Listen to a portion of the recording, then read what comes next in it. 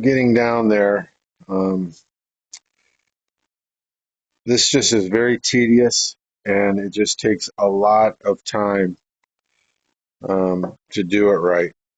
And I've got to go get a stapler next so that I can staple all of this. There's some spots here. I've got to go over this whole thing with the stapler.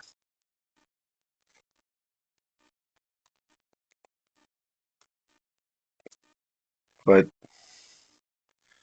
this is basically how it's coming out. I've got some issues with this on the sides here. I don't know if I'm going to heat that up. It might just come out after I heat it a little bit to kind of conform. But overall, it's a lot better than what it was.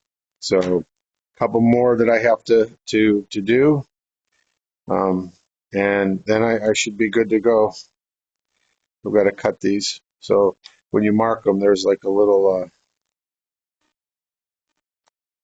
You got to cut these.